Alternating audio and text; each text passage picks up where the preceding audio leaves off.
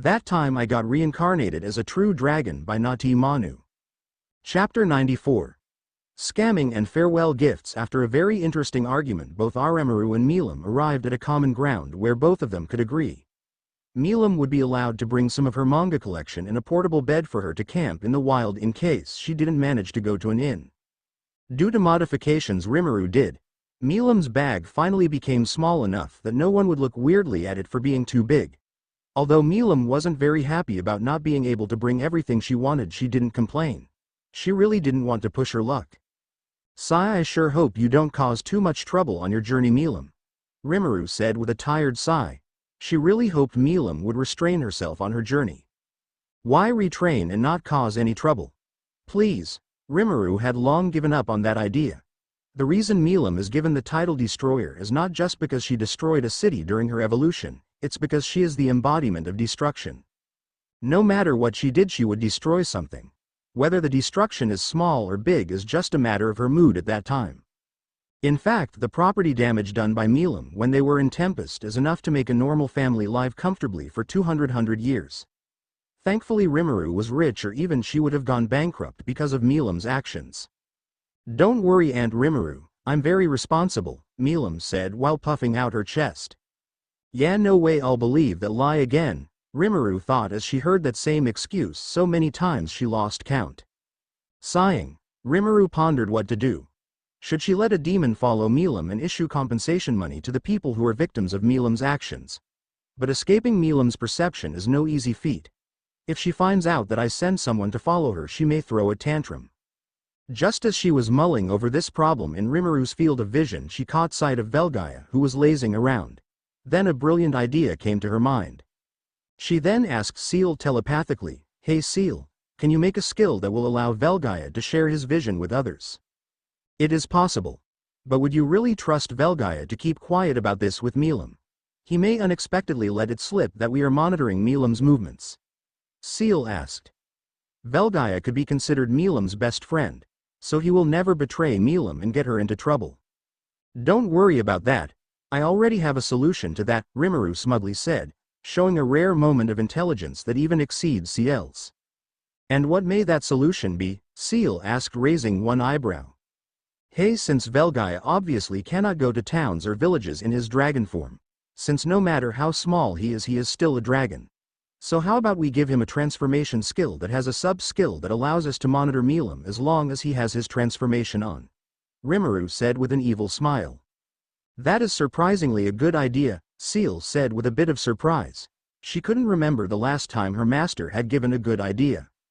"Hey, I feel offended when you say it like this," Rimuru complained. "She isn't stupid, okay? It's just that there are no good opportunities for her to showcase her intelligence." "Okay, Milim, remember what I said. Don't take candy from strangers, don't destroy others' properties just because you are annoyed." Rimuru was going to continue her list when Milim cut her off. Yes, don't hit just anyone because they made fun of you, don't kill anyone if you are fighting, and try very hard not to fight inside the city. I know, Aunt Rimuru, you told me the same thing at least 1,000 times, Milim complained. "There is a good reason for me to remind you repeatedly, so don't try to act smart, you little brat," Rimuru said as she pinched Milim's nose.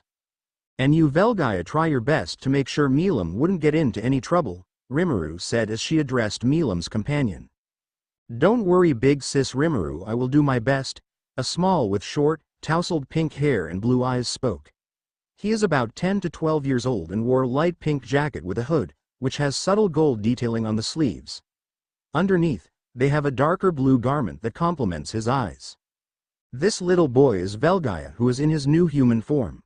After Rimuru successfully scammed him, he was able to turn into a human form. Although the poor fellow didn't know he was getting scammed, he was happy to finally get a human form. Being all cute and small is not always a good thing, especially if you have a playmate like Milim. Veldora couldn't count the number of times he was caught up into the messes Milim did. Due to his inability to speak, Milim almost all the time put the blame on him. And he had no way to defend himself. So when he was asked whether he wanted to get a human form, he jumped at it without any hesitation. Who knew what sort of messes Milim would get him into if he didn't have the ability to speak? Seeing Velgaya this serious, Rimuru almost felt a little sorry about scamming him, but remembering the times these two had caused her too much trouble, the little guilt she had disappeared in a flash. Okay, you two, before you two go on your journey, both me and Seal have something to give you too, Rimuru said as she looked at Milim. And with a wave of her hand, Milim's present appeared in front of them. Since Milim was about to go on her journey, she was wearing the kimono Rimuru gave her on her birthday, so she was a bit surprised at her gift. It was armor consisting of a dark purple chest plate with angular, reinforced designs, providing robust protection for the torso. Complementing the chest plate are shoulder guards and arm guards, crafted with the same dark purple material and angular aesthetics, ensuring both mobility and defense. The lower portion features a skirt-like design, paired with thigh-high boots that have gold accents at the toes, adding a touch of elegance to the otherwise battle-ready attire. Additionally, the armor includes red thigh-high stockings, creating a striking contrast with the purple armor. Overall, the armor is designed for both practicality in combat and visual impact, combining elements of strength, agility, and style. Yes, this is the armor Rimuru and Seal made yesterday. Although the design of the armor is somewhat similar to what Milim will wear in the future, the materials used here are completely different. This armor is made of the dragon scales of both Veldora and Rimuru combined, so it isn't wrong to say that this armor is the strongest armor in existence. After a few years of bathing in Milim's magicules, this armor may become even stronger and surpass the quality of Rimuru's own battle armor. Of course, that is all in the future. Chapter 95. Farewell Gifts. Wow, Milim said as her eyes began to shine like stars. She didn't know why she instantly fell in love with this armor as soon as she gazed at it. This was the same feeling she got from the clothes she is now wearing. Is this really for me? Milim asked with a bit of excitement. Yes, this armor is made especially for you. It will double your defense when you are using your dragonification, or like you want to call it, battle mode, Rimuru said as she ruffled Milim's hair.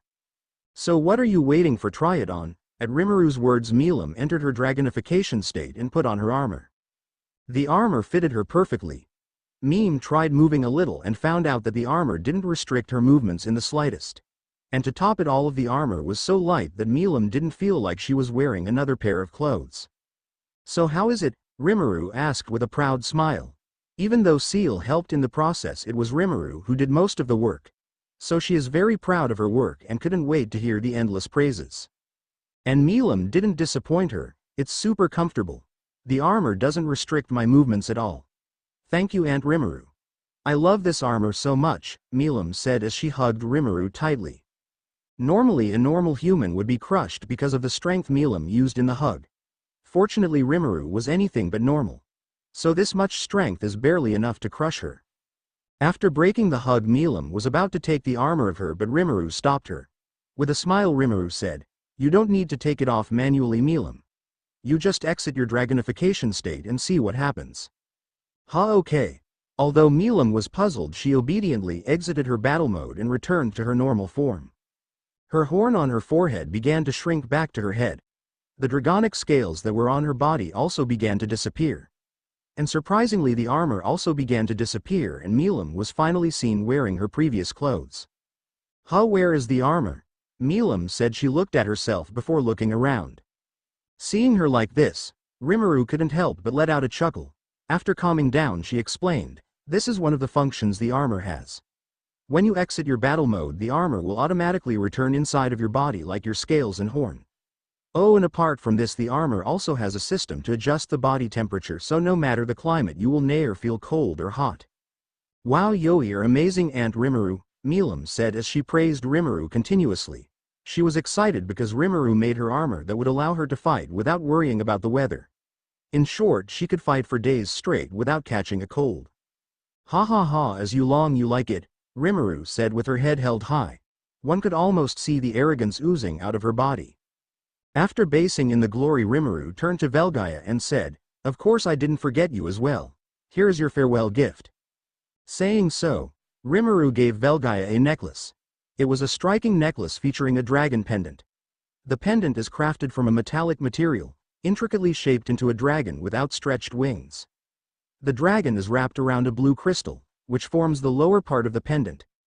The crystal has a rough, natural texture, adding to the mystical and enchanting appearance of the piece. The chain of the necklace is also metallic, with robust links that complement the pendant's design. This necklace is a storage device. It can store anything and has the capacity comparable to our own house. And like Milim's armor, this necklace would be stored inside of your body when you enter your dragon form. Oh, and before I forget, you must store your clothes in this necklace if you don't want to appear naked each time you transform into your human form. Rimuru said as she smiled. Velgaya's human transformation is different from what the true dragons use. They don't actually transform with a skill you see. What they do could be called shapeshift. As spiritual lifeforms, they could manipulate their bodies into their desired forms. So the clothes they wear are a part of their bodies, so even in battle they wouldn't be destroyed.